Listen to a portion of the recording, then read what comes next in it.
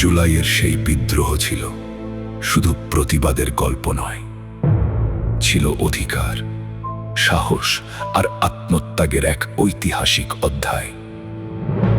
যাদের রক্তে লেখা হয়েছে পরিবর্তনের পথ, তাদের ত্যাগ আমরা কখনো ভুলব না।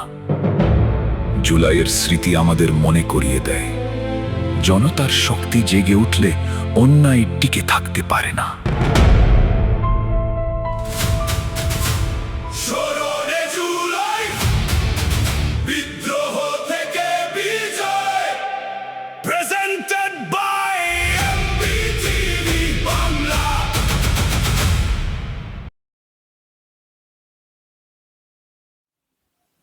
প্রিয় দর্শক, আসসালামু আলাইকুম। আমাদের মাঝে আজ জুলাই স্মরণীয় অনুষ্ঠানে উপস্থিত আছেন আমাদের রাশেদ ভাই। আমরা রাশেদ ভাইয়ের মুখেই তার পরিচিতি শুনব। ধন্যবাদ এমইটিভিকে আজকে এই মহতী একটি উদ্যোগ নেওয়ার জন্য, জুলাই স্মরণে একটি সুন্দর একটি প্রোগ্রাম।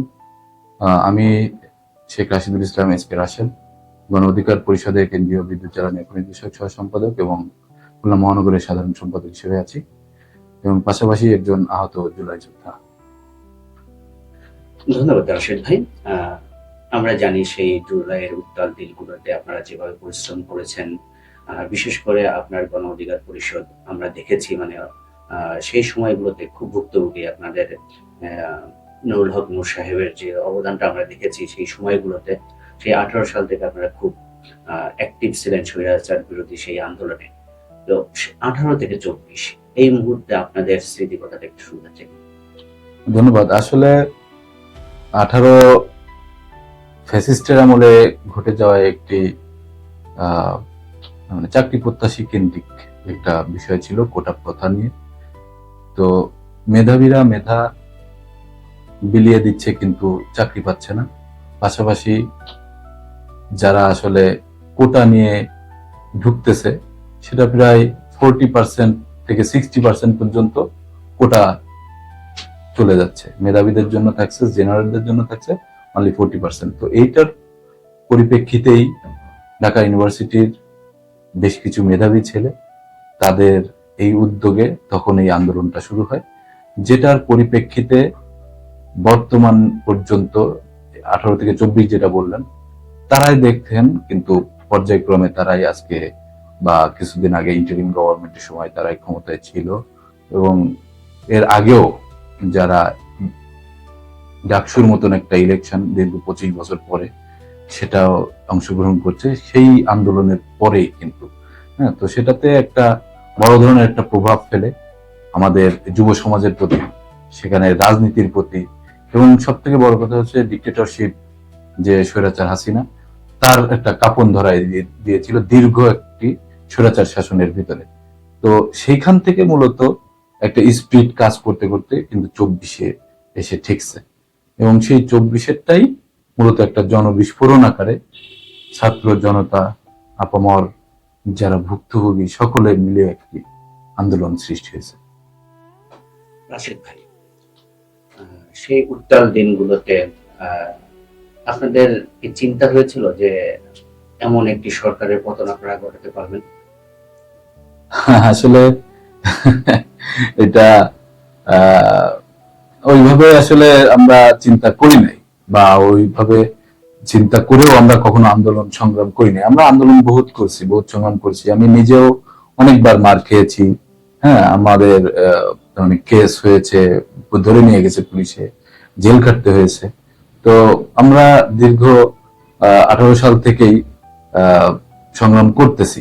সংগ্রাম শুধু যে 24 সালেই হয়ে শেষ হয়েছে বিষয়টা, সংগ্রামের একটা পরিণতি হয়েছে 24-এ। কিন্তু এর আগে আমাদের মতো আমরা যারা নতুন উত্থান হয়েছি, যারা যুবক টাইপের, একটু মিডিল এজ পর্যন্ত যারা, অর্থাৎ 25 থেকে 35, এই বয়সে কিন্তু ম্যাক্সিমামে 20 থেকে 35 এই টাইপের যারা যুবকরা, তারাই মাঠে ছিল। তো সুতরাং এর আগেও তো অনেকে আন্দোলন করছে।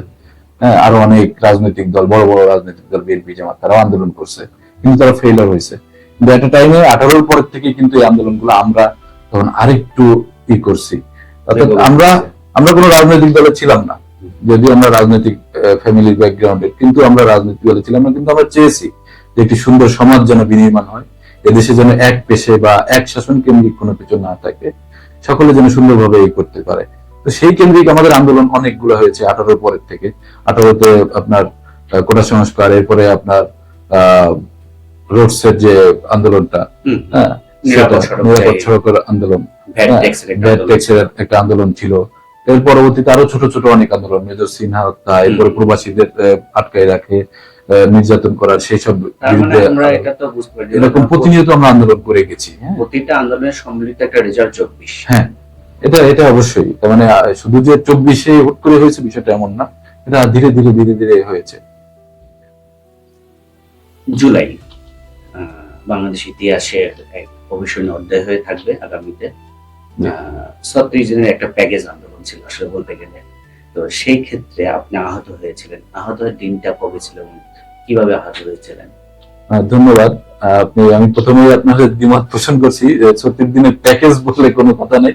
আসলে এটা আমরা ওইভাবে আপনি যেটা বললেন যে দিনক্ষণ ঠিক করে আন্দোলন, এরকম না। আমরা আন্দোলন করছি একটা নির্দিষ্ট ওয়েতে আর কি। সে যখন কোটা সংস্কার আন্দোলন 2018-তে, সেখানে একটা এই বিষয়টা একটা মিটমাট বিষয় ছিল, যেটা সংসদে তৎকালীন স্বৈরাচার প্রধানমন্ত্রী শেখ হাসিনা তিনি সংসদে এটাকে মিট করে দিয়েছিলেন। সেটাকে আবার পুনরায় যখন 24-এ এসে হাইকোর্ট থেকে পুনরায় আবার একজন রিট করে সেটাকে আবার পুনরুজ্জীবিত করতে চেয়েছে, তখন থেকে কিন্তু আবার এই জুলাইয়ের 1 তারিখের থেকে তখন এইটা করছে। এরপর আস্তে আস্তে তখন শুরু হয়েছে, এবং এই জুলাইতেই আমরাই বাংলাদেশ ছাত্র অধিকার পরিষদের ব্যানারে রাজু ভাস্কর্যের নিচে গণ অধিকার পরিষদের যে অঙ্গ সহযোগী সংগঠন ছাত্র অধিকার পরিষদ, তারাই কিন্তু প্রথমেই যখন হাইকোর্টে এটা উঠাইছে রাজু ভাস্কর্য, তখন আমাদের প্রথমেই তখন এটা নিয়ে ব্যানার নিয়ে তখন এখানে আন্দোলন হয়েছে। তো দেন এই জুলাইয়ের এর পরবর্তীতে তখন আস্তে আস্তে আস্তে বিভিন্ন আমার প্রতিবাদ, বিভিন্ন জায়গায় প্রতিবাদ হচ্ছে, পল্টনে হচ্ছে, আমরা আমাদের মতন করে পল্টনে করতেছি। এরপরে ঢাকা ইউনিভার্সিটিতে তারা আস্তে আস্তে এটা নিয়ে আন্দোলন শুরু করছে। ইস্যুটা ছিল কোটা অধিকারটা যেন হ্যাঁ। ফিরে পায়, আগের যে রায়টা সেটা সেটা যেন সেটাই বাস্তবায়ন, থাকুক। সেটাই বহাল থাকুক, সেটা নিয়ে আবার পুনরায় শুরু হয়েছে আর কি এটা। তো দেন তখন ছোট ছোট করে আন্দোলন তখন শুরু হয়ে গেছে জুলাইতে। আমরা প্রথমে শুরু করছি রাজু ভাস্কর্যে, আমরা এরপরে বললাম যে ব্লকেট, তারপর নতুন নতুন কিছু নাম এটা তো দিয়ে, আস্তে আস্তে আস্তে আস্তে শুরু হয়েছে। তখন যখন আমরা এটা করছি, করার পর তখন ঢাকা ইউনিভার্সিটির যারা এই ছিল attend করছে। অ্যাটেন্ড করছে, আস্তে আস্তে তারা তাদের মতো করে তখন আরো বড় আকারে শুরু করছে। এইভাবে যখন শুরু হতে লাগলো, আমি আহত হয়েছি 18ই জুলাই। হ্যাঁ, তো এটা হচ্ছে মানে যেহেতু 1 তারিখ থেকে শুরু হয়েছে, আমি প্রতিটা প্রোগ্রামে আমরা অংশগ্রহণ করতেছি আলটিমেটলি। তো এর ভিতরে তো গুলি হচ্ছে, বিভিন্ন ডিস্ট্রিক্টে অলরেডি গুলি হচ্ছে। তখন তো 15-16 তারিখের দিকে রংপুরে মারা গেল মানে আবু সাইদের কেন্দ্রটাকে বেশি আবু সাইদ। যখন মারা গেল তখন আমাদের ভিতরে আরো তার মানে বেশি আবেগটা কাজ করা শুরু করলো, যে এইভাবে কেন মারা শুরু করলো। এবং তারা তো এর আগে তো আরো বিভিন্ন ধরনের ইস্যু ছিল। আপনার সাথে আলোচনার প্রেক্ষাপটে এটাই বুঝলাম যে আসলে এটা একটা ছাত্র অধিকার, মানে পেশাজীবী ছাত্রত্ব শেষ করে চাকরিতে ওঠার ব্যবস্থা, যেটা রায় হয়েছিল হাইকোর্টে, সেটা যেন পুনর্বহাল থাকে, সেটার জন্য আপনারা মূলত সবাই আন্দোলন করেছিলেন। এটা ছাত্রদের একটা আন্দোলন ছিল। সেখান থেকে আস্তে আস্তে 16 তারিখ খুব সম্ভবত আবু সাইদ রংপুরে মারা গেল। এরপরেই তো মনে হয় আন্দোলনটা আরো বেগবান হলো। তো সেখান থেকে পরবর্তী 36 জুলাই পর্যন্ত আপনার ভূমিকা কি ছিল রাজপথে, কিংবা যেভাবে হোক না কেন জুলাইয়ের দিক? আসলে 16 তারিখের পরের থেকে তো আমরা আন্দোলন করছি না, একটু আগেই বললাম, যেটা 1 তারিখ থেকে আমরা এটা নিয়ে প্রতিবাদ শুরু করি। তো সে সময় আমাদের তো একটা এজ চলে আসছে, কিন্তু যারা আসলে এটা মূলত প্রকৃত যারা দাবিদার, তাদের সাথে আমরা এটা সঙ্গ দিয়েছি। পাশাপাশি আমাদের ছোট ভাই বা বড় ভাই কেউ না কেউ তো আছে, তো সেই সাথে আমরা সেই আন্দোলনগুলোতে সম্পৃক্ত থেকে, তো সেখানে 16 তারিখ বলেন, 17 তারিখ বলেন, 18 তারিখে আমি নিজে আহত হয়েছি গুলি লেগে পল্টন মোড়ে। এরপরে আমি অসুস্থ ছিলাম প্রায় 7-8 দিনের মতো, হ্যাঁ, আমি বেরোতে পারি নাই। তো দেন তারপরে আবার আমি সুস্থ হয়ে আবার আসছি, আবার ফিরছি, আবার ফিরে তখন আবার 25 বা 26 তারিখের পর থেকে আবার আন্দোলনে যোগ দিয়েছি। তখন তো তালমাটাল অবস্থা, প্রচন্ড খারাপ অবস্থা, গুলি চলছে, মানে যখন দেখা গেল কারফিউ শুরু হলো, হ্যাঁ। তখন কিন্তু সাধারণ মানুষের অংশগ্রহণটা বেড়ে গেল।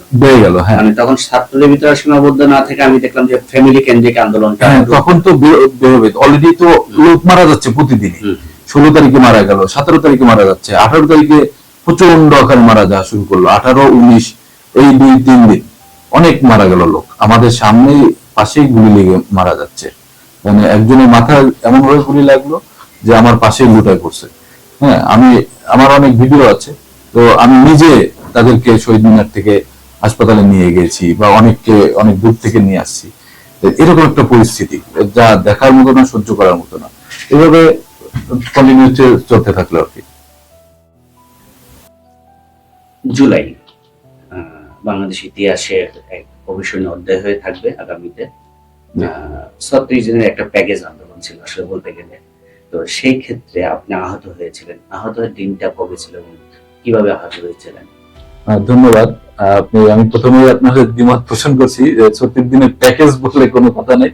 আসলে এটা আমরা ওইভাবে আপনি যেটা বললেন যে দিনক্ষণ ঠিক করে আন্দোলন, এরকম না। আমরা আন্দোলন করছি একটা নির্দিষ্ট ওয়েতে আর কি। সে যখন কোটা সংস্কার আন্দোলন 2018-তে, সেখানে এই বিষয়টা একটা মিটমাট বিষয় ছিল, যেটা সংসদে তৎকালীন স্বৈরাচার প্রধানমন্ত্রী শেখ হাসিনা তিনি সংসদে এটাকে মিট করে দিয়েছিলেন। সেটাকে আবার পুনরায় যখন 24-এ এসে হাইকোর্ট থেকে পুনরায় আবার একজন রিট করে সেটাকে আবার পুনরুজ্জীবিত করতে চেয়েছে, তখন থেকে কিন্তু আবার এই জুলাইয়ের 1 তারিখের থেকে তখন এইটা করছে। এরপরে আস্তে আস্তে তখন শুরু হয়েছে, এবং এই জুলাইতেই আমরাই বাংলাদেশ ছাত্র অধিকার পরিষদের ব্যানারে রাজু ভাস্কর্যের নিচে গণ অধিকার পরিষদের যে অঙ্গ সহযোগী সংগঠন ছাত্র অধিকার পরিষদ, তারাই কিন্তু প্রথমেই যখন হাইকোর্টে এটা উঠাইছে রাজু ভাস্কর্য, তখন আমাদের প্রথমেই তখন এটা নিয়ে ব্যানার নিয়ে তখন এখানে আন্দোলন হয়েছে। তো দেন এই জুলাইয়ের এর পরবর্তীতে তখন আস্তে আস্তে আস্তে বিভিন্ন প্রতিবাদ, বিভিন্ন জায়গায় প্রতিবাদ হচ্ছে, পল্টনে হচ্ছে, আমরা আমাদের মতন করে পল্টনে করতেছি। এরপরে ঢাকা ইউনিভার্সিটিতে তারা আস্তে আস্তে এটা নিয়ে আন্দোলন শুরু করছে। ইস্যুটা ছিল কোটা অধিকারটা যেন হ্যাঁ। ফিরে পায়, আগের যে রায়টা সেটা সেটা যেন সেটাই বহাল থাকুক, সেটা নিয়ে আবার পুনরায় শুরু হয়েছে আর কি এটা। তো দেন তখন ছোট ছোট করে আন্দোলন তখন শুরু হয়ে গেছে জুলাইতে। আমরা প্রথমে শুরু করছি রাজু ভাস্কর্যে, তারপরে বললাম যে ব্লকেট, তারপর নতুন নতুন আস্তে আস্তে আস্তে আস্তে শুরু হয়েছে। তখন যখন আমরা এটা করছি, করার পর তখন ঢাকা ইউনিভার্সিটির যারা এই ছিল অ্যাটেন্ড করছে, আস্তে আস্তে তারা তাদের মতো করে তখন আরো বড় আকারে শুরু করছে। এইভাবে যখন শুরু হতে লাগলো, আমি আহত হয়েছি 18ই জুলাই। হ্যাঁ, তো এটা হচ্ছে মানে যেহেতু 1 তারিখ থেকে শুরু হয়েছে, আমি প্রতিটা প্রোগ্রামে আমরা অংশগ্রহণ করতেছি আলটিমেটলি। তো এর ভিতরে তো গুলি হচ্ছে, বিভিন্ন ডিস্ট্রিক্টে অলরেডি গুলি হচ্ছে। তখন তো 15-16 তারিখের দিকে রংপুরে মারা গেল, মানে আবু সাইদ যখন মারা গেল, তখন আমাদের ভিতরে আরো বেশি আবেগটা কাজ করা শুরু করলো যে এইভাবে কেন মারা শুরু করলো। এবং তারা তো এর আগে তো আরো বিভিন্ন ধরনের ইস্যু ছিল। যে কারণে জুলাই এই বলেন প্রেক্ষাপট, অনেক আন্দোলনের একটা ফসল আমরা পেলাম, যে কারণে যে উদ্দেশ্য নিয়ে যে আন্দোলনে এক স্বৈরাচারের পতন ঘটে নতুন একটা বাংলাদেশের স্বপ্ন দেখেছিলাম সবাই, এই স্বপ্নের কতটুকু দ্বার প্রান্তে আমরা কিংবা সেই আকাঙ্ক্ষা পূরণ করছে কিনা বর্তমান সময়ে? আসলে আমরা যেটা চেয়েছিলাম আসলে মূলত সেটা আমরা প্রকৃতপক্ষে পাইনি। সত্য কথা বলতে যেটা, যে আসলে মানে যে ধরনের একটা রাষ্ট্র বিনির্মাণ করতে চেয়েছিলাম, বা যে ধরনের রাষ্ট্র আমরা চেয়েছিলাম, যে আসলে স্বৈরাচার গেলে হয়তোবা এটার একটা মানে সবাই একটা ফ্রি ফ্র্যাঙ্কলি ভাবে যার যার অবস্থান থেকে সবাই সুখে থাকবে বা কাজ কামে ফেরত যাবে, কিন্তু সেটা আসলে আমরা প্রকৃত অর্থে ওইগুলা পাইনি। যতটুকু হয়তোবা আপনারা দেখতেছেন যে হ্যাঁ করতেছে বা করার চেষ্টা করতেছে, হ্যাঁ জুলাই আহতদেরকে হয়তোবা কিছুটা পুনর্বাসন করা বা কিছুটা আর্থিক সহযোগিতা, কিন্তু এর বাইরে আসলে দেশের জন্য বা সামগ্রিক অর্থে দেশ নিয়ে যে চিন্তা ভাবনা বা দেশের যে পরিবর্তন গুলা, সেগুলো কিন্তু আদতে আমরা এখনো পর্যন্ত পাইনি। জুলাই সনদ বলেন বা জুলাইয়ের যে আকাঙ্ক্ষার স্পিড গুলা, যে মৌলিক যে পরিবর্তন গুলা সংবিধানের, সাংবিধানিক যে চেঞ্জগুলা, এগুলো আসলে এখনো পর্যন্ত আসেনি, যেটার ভিত্তি করেই আসলে দেশটা চলবে। এই 18-20 কোটি মানুষ যেটার উপরে ভিত্তি করে চলবে, দেশের এই অর্থনৈতিক কোটি কোটি লক্ষ কোটি টাকা বিনিয়োগ বা লেনদেন, যেগুলোর উপরে ভিত্তি করে চলবে, মূলত সেটাই এখনো পর্যন্ত ঠিক হয়নি। তো সুতরাং আমরা সেই আকাঙ্ক্ষা বাস্তবায়ন এখনো পর্যন্ত পাইনি। ঠিক আছে, কবে পাবো আমরা এটা জানি না।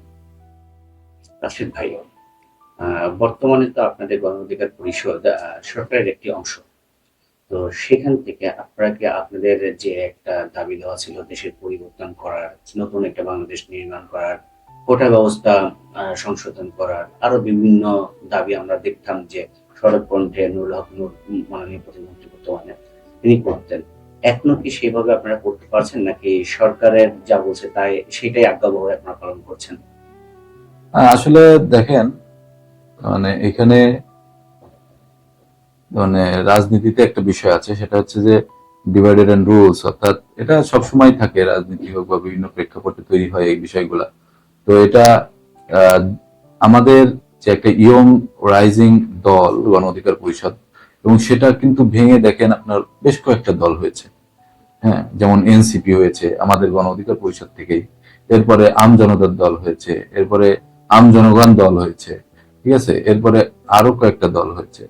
তো এরকম মানে 5-6টা দল হয়েছে। তো এই যে ইয়ং ফোর্সদের একটা ভেঙে টুকরো করে দেওয়া, তাদেরকে একতাবদ্ধ না রাখা, হ্যাঁ, এটা একটা বড় দিক। তো সেটার পাশাপাশি দেখেন, যখন ভেঙে গেছে, তো তারা এনসিপি যারা, তারা কিন্তু অলরেডি গভর্নমেন্ট তারা নিজেরা পরিচালনা করছে। আমরা ইচ্ছা করলে যেতে পারতাম, কিন্তু আমরা তাদের সাথে আমরা যেতে পারি নাই। কি জন্য? যে এটার সাথে একটা মানে অলিখিত ভাবে বা অদেখা অদৃশ্য একটা রাজনৈতিক গেম চলছে। হ্যাঁ, তো যাই হোক, ওইটার পরবর্তীতে আহ, তারা যেমন একটা পথ বেছে নিয়েছে, তখন যেহেতু আমরা তাদের সাথে মিশতে পারি নাই, তো আমাদেরও তো আর একটা পথ অলরেডি বাঁচতে হবে। তো আমরা তো ধরেন আন্দোলন করছি ঠিকই, বা আমাদের ভূমিকা আছে ঠিকই, কিন্তু আমাদের কিন্তু সেই সারা বাংলাদেশে বড় বড় দলের মতন আমাদের সেই ক্যাপাসিটিটা এখনো তৈরি হয়ে পারেনি। বিধায় আমরা তখন কি করছি, যে আমরা বড় একটা শক্তির সাথে আমরা আরো আগে থেকেই আমরা আন্দোলন করে আসছি তাদের সাথে। সবার উদ্দেশ্যটা একই ছিল, হ্যাঁ, বিএনপির সাথে আমরা তখন তো একই উদ্দেশ্যে নিয়ে আন্দোলন চলেছে। তো সেই পরিপ্রেক্ষিতে আমরা সেটাকে আর কি ধরে রেখেছি। যেহেতু আমাদের সেই প্রকৃত যে একটু আগে যেটা বললেন, যে আসলে জুলাই যে আন্দোলনের ফসল আপনারা পেয়েছেন কিনা বা করেছেন কিনা, সেই প্রকৃত কিন্তু আমরা পাইনি, যার কারণে হয়তো আমাদের একটা পথ বেছে নিতে হয়েছে। যেহেতু আমরা আগে থেকে ছিলাম বিএনপির সাথে আমরা আছি, তো সেটা কন্টিনিউয়াসলি করছি। এটাই আর কি বিষয়, যে আমরা নতুন করেই যে সবকিছু করছি বিষয়টা এমন না। এবং আমরা যে গভর্নমেন্টের সাথে থেকে, গভর্নমেন্টের পার্টির সাথে থেকে যে আমরা কথা বলতেছি না, বা আমাদের অন্য কেউ কথা বলতেছে না, বিষয়টা এমন না। সরকারের সমালোচনা যেটা যৌক্তিক সেটা করার দরকার করতেছি, এবং সরকারের পার্ট হয়ে সরকারেরও যে কাজ করার দরকার সেটার সাথে আমরা সঙ্গ দিচ্ছি। রাশিদ ভাই, বিগত সময়ে আমরা দেখেছি যে বড় দলের ছায়াতলে যে ছোট দলগুলো বিলীন হয়ে যায়, নাম অস্তে থাকে, তাদের আর সাংগঠনিক প্রসার হয় না। আর ইতিমধ্যে আপনাদের গণ অধিকার পরিষদ কয়েক ভাগে বিভক্ত হয়ে কয়েকটা নতুন দলে তৈরি হয়েছে। আপনারা কি রাষ্ট্র পরিচালনার পাশাপাশি আপনাদের সাংগঠনিক শক্তি বৃদ্ধি করছেন, নাকি আপনারা সেই আগের মতো সেই রাশেদ, ইমন এরা যেভাবে বিলীন হয়ে গেছে এখন বিলীন হয়ে যাওয়ার পথে আছেন? ধন্যবাদ। আসলে গভর্নমেন্টের পার্ট থাকলে যখন আপনি কাজ করবেন গভর্নমেন্টের সাথে, তো সেটা আগে পরে আপনি যে প্রশ্নটা করছেন, যে জাসদ বা বাসদ আরো যারা যারা স্বৈরাচারের সাথে ছিল, তো তাদের যে কাজগুলা, তাদের কাজগুলা তো ছিল ভিন্ন টাইপের। আমরা আসলে এই নতুন বাংলাদেশে আমরা এখনো পর্যন্ত কিন্তু সেই মানে স্বৈরাচার বা গভর্নমেন্টের সাথে থেকে কোনো ধরনের জনগণের যে কাজগুলা সেগুলা যে করতে পারতেছি না, বিষয়টা এমন না। আমরা বিলীন হওয়ার যে বিষয়টা, সেটা বিলীন গভর্নমেন্টে থাকলে অনেক বিষয়ে আন্দোলন সংগ্রাম বা অনেক কিছু হয়তো বা করা যায় না, বা করার ইচ্ছা থাকলেও ওইভাবে হয় না।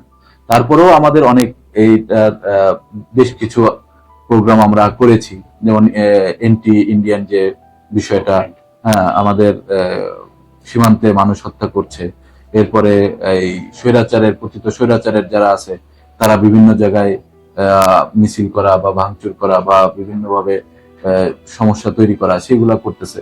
তো এইটার পাশাপাশি আমরা সেগুলা নিয়েও প্রতিবাদ করতেছি, আমাদের প্রোগ্রাম হচ্ছে। এরপরে চিটাগাং ইউনিভার্সিটিতে সেখানে দেখেছেন যে ছাত্রদল ছাত্র শিবিরের যে একটা মারামারি, সেটা নিয়েও আমরা প্রতিবাদ করেছি। আমাদের ছাত্র অধিকার পরিষদ, আমাদের গণ অধিকার পরিষদেও এরকম মানে দ্রব্যমূল্য বা বিদ্যুতের যে বিভিন্ন বিষয় নিয়ে তারাও কিন্তু এটা বলছে, এবং বাজেট নিয়ে আমাদের এইগুলা মানে আলোচনা বা সমালোচনা যেটা বলেন বা সমালোচনা সেগুলো হচ্ছে। বিলীন কি হবে না হবে সেটা ভবিষ্যৎ বলবে, বাট আমরা আমাদের মতো করে কার্যক্রম করতেছি বা আমরা আমাদের মতন করে চলার চেষ্টা করতেছি। গভর্নমেন্টের পার্ট হিসেবেও বলতে পারেন, আমরা আমাদের মতো করে চলার চেষ্টা করতেছি, তাদের সাথেও আমাদের সখ্যতা ধরে রাখার চেষ্টা করতেছি, যাতে করে আমাদের ভিতরে সেই মানে সমস্যা তৈরি না হয়। এবং আস্তে আস্তে আমাদের এই হয়তোবা আপনারা দেখতেছেন না যে আগের মতন আমরা আন্দোলন সংগ্রাম করতেছি না কেন, বা এই আগের সেই জ্বালাময়ী ভাষণগুলা আসলে সেই পর্যায়ে তো আমরা নাই, বা সেই পর্যায়ে মানে সেই স্বৈরাচার তো নাই। হ্যাঁ, এখন তো ধরেন জামাত যা বা বিরোধী দলও যা, এখন গভর্নমেন্টের পার্টও তাই। তো আমরা সবাই মিলে করতেছি যতটুকু যেভাবে করা যায়। রাশিদ ভাই, অনেকক্ষণ আলোচনা হলো, আপনার অবস্থান জানলাম। তবে এখন শেষ পর্যায়ে আমরা যেটা বলতে যাচ্ছি, আগামীর প্রজন্ম, আপনারা তো একটা বিপ্লব দেখেছেন, বিপ্লব তার ক্ষণে ক্ষণে হয় না, শতাব্দীতে হয়, যুগের পরে হয়। তো আগামী প্রজন্মের জন্য আপনার বার্তা কি, এবং আমাদের এমটিভি দর্শকদের উদ্দেশ্যে আপনি কিছু বলবেন? ধন্যবাদ।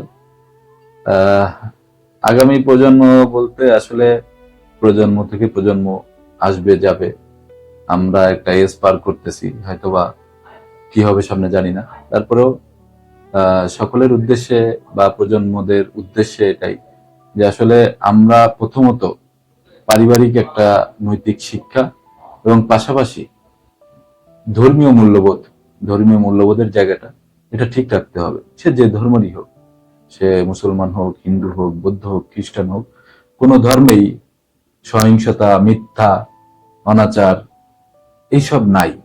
তো সুতরাং ধর্মীয় মূল্যবোধের জায়গা থেকে যদি আমরা সুন্দর করে পারিবারিক নৈতিক শিক্ষা নিয়ে যদি চলতে পারি, এবং সমাজটাকে বিনির্মাণের ক্ষেত্রে আমরা যেরকম একটা 24 পেয়েছি, এই 24-এর অনুপ্রেরণা, 1971 সালের অনুপ্রেরণা, এগুলো নিয়ে যদি আমরা সামনে এগোতে পারি, তাহলে হয়তোবা মানে সামনের প্রজন্ম যেমন শিখবে, তেমন বৈশ্বিক যে চ্যালেঞ্জগুলো আছে, বৈশ্বিক যে মানে কি বলে এটাকে, বৈজ্ঞানিক সায়েন্টিফিকেশন যে পরিবর্তন হচ্ছে, আমাদের ভিতরে এই পরিবর্তনগুলো জরুরি।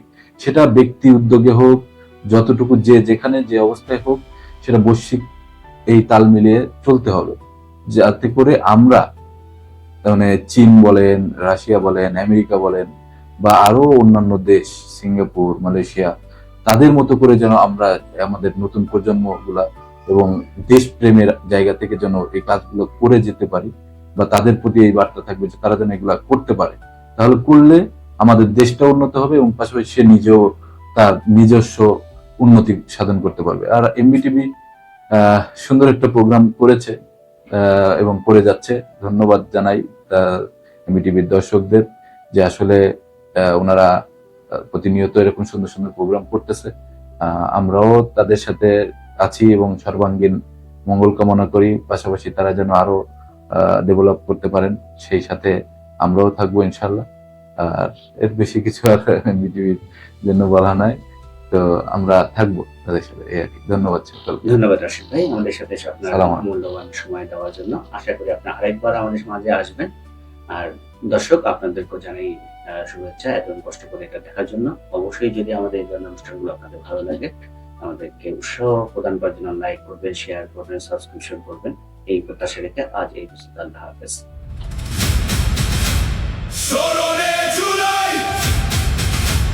বিদ্রোহ থেকে বিজয়ের প্রেরণা, 16 জুলাই বিদ্রোহ থেকে বিজয়। presented by MBTV Bangla.